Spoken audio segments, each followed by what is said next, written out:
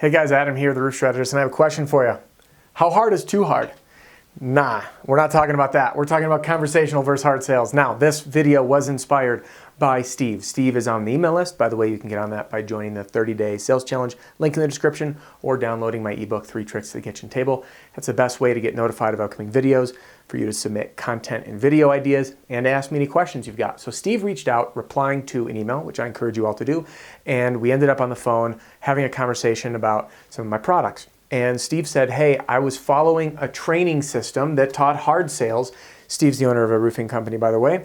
And this training system is one you've probably heard of, and I will not name names, but here's the backbones of it. You knock on the door, you show up at the house. Before the homeowner can respond, you turn your back to him, you walk, you get your ladder, you put it up, you do your inspection. This is what we call a hard sale. Now, in my opinion, it's too hard. Now, here's the thing. When people hear conversational sales versus hard sales, immediately there's objections, especially from sales guys, that say, I'm only into hard sales because I only one call close, and I'm a closer, and that's me, and I eat steak when I close deals, right? And there's this broy sensation around hard sales.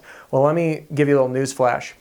No one likes to be on the receiving end of a hard sale. Customers do not like being sold, and they hate being manipulated, and they will sniff you out from a mile away. When you show up at the door and you use these hard sales tactics that you've been taught, you will have people racking the shotgun on you. By the way, there was a salesman in Texas that was shot this year at a doorstep of a home. Now, I don't know the whole story of what sales approach he was taking or not, but I will say it's bad news for everybody, okay?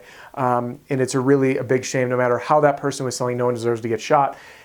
My point is this: be kind to people. So, hard sales, are they kind? Not so much. Are they pushy? Yes. Do homeowners like them? No. Conversational sales, is it easy to get past the gatekeeper and get invited into the house? Yes. Do customers like you and connect deeper? Yes. Will you get more referrals? Yes. When you take this approach, everything changes. And this channel is teaching conversational sales tactics, okay? Now, if you're wondering, hey, if I'm using conversational sales tactics, what about going in for the close? I'm a one-call closer. Great, I try to one-call close as many as I can too, but I want to show you something. When you start a conversational sale, this is an easy opener, okay? Easy opener, and the number one focus is starting a conversation, okay?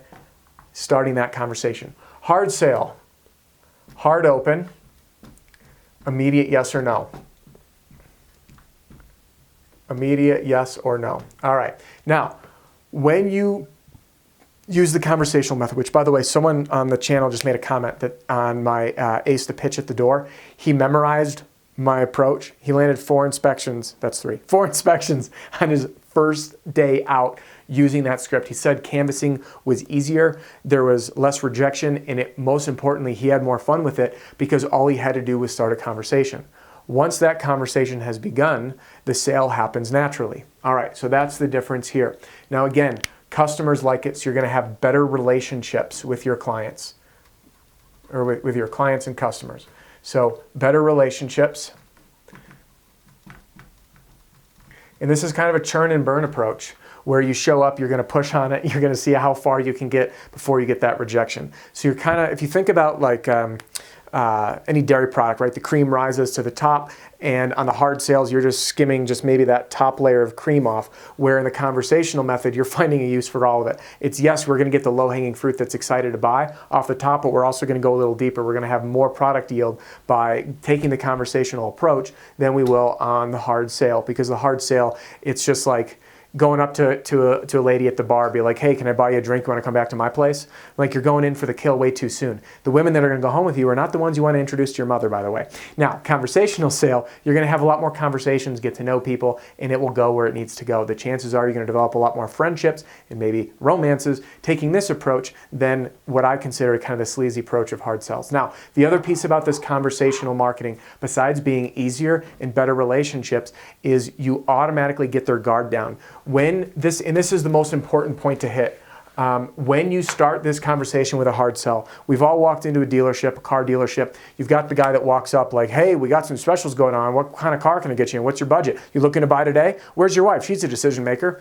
I had a security company show up at my door. My wife wasn't home. First thing he says, where's your wife? I said, she's at work, because I work was working from home. He says, man, they sent me on a one-legger. I almost kicked him off my property. In fact, I should have. I was too kind and I didn't. So when he did that, my guard was up, okay? Guard up. I was like, I do not trust this guy. He is trying to sell me. And homeowners sniff it out. They're like a little bloodhound, all right? They're gonna sniff out these hard sales tactics. No one likes to be sold. But if you start conversational, it is the opposite. Guard down, okay? People, when you show up at their door, are instantly have a high guard. You are at their sanctuary. You are at their castle. When you show up, it is natural to be like, I don't trust you. I don't know you yet. I'm not letting you in my home. This is my castle, my sanctuary where my family lives. I'm not letting you in. My guard is up. Now, the difference, when you have a friend come over, or let's say a neighbor pops by, and there's a conversation, hey, come on in, take your shoes off, right? So we want to start this conversation. It's all about how that sale starts. How it starts will set the tone for everything else. So conversational, the guard's going to go down. It's going to be very easy to start that dialogue and very easy to navigate from there, okay? The other thing is no one smells a sale. No one smells you. All right? They're not going to feel, yes, they know you're there to earn some business, but they don't feel like they're being sold, okay? So think of it like this. You're their guide here. You're the guide that says, hey, I'm here to find out what you need. I'm here to find out how the insurance claims process is going for you. And I want to help guide you to the right answer. Now, you've heard this in my videos before. I often say, Mr. and Mrs. Homeowner, whether or not we work together, I'm going to tell you what you need, okay? And the reality is you can choose anyone out there to work with you because the process goes like this. And then I explain the process, which I'll shorten for this video. I touch on it in other videos. And ultimately, all you owe would be your deductible, your contractual obligation between you and the insurance company. No more, no less. Whether that claim is $3,000 or $300,000, your percentage of what you owe stays the same. Now, I know in Texas, certain states with a percentage of the deductible, that may change, but usually that's a fixed rate anyway, right? It's a percentage of home value. Typically, I know some of them are kind of shifting towards percentage of claim value, but either way, our job is to educate you, Mr. and Mrs. Homeowner, and I want you to feel comfortable choosing who you'd like to work with. Now, I do hope that's me, but I want you to be comfortable in the process and to know what to expect, okay, whether or not we work together. That will continually put their guard down. So you're their guide. You're going to say, hey, so here's the deal. You got a partial claim, all right? So the west side of your roof was covered. Now you're in a bind. You have the insurance companies come out once. You get one shot for them to come back out. So if we do work together, that'll be me representing you to make sure we have the best possible outcome. So they already made that working commitment to cover half of your roof. And when that's done, what I'm going to do is facilitate the entire process, document anything that comes up during the install to make sure there's no surprises out of pocket. Okay, so first we sign this agreement, you execute it, it's called a contingency. Basically means I'm going to go to bat for you, and I only get paid if we help you get the roof approved and we become a contractor of choice. So there's no harm, no foul, no skin in the game other than, hey, if we get this thing taken care of in your favor, we'll do the work. Sound fair? Cool. All right, so after that, then we meet with the adjuster, we do the install, blah, blah, blah. So we educate. So you're the guide, all right? Here, you're not the guide. You're a sharpshooter. You're sitting there and you're trying to you're looking down the scope at a target, and the homeowners feel like that. They feel like they're in the crosshairs.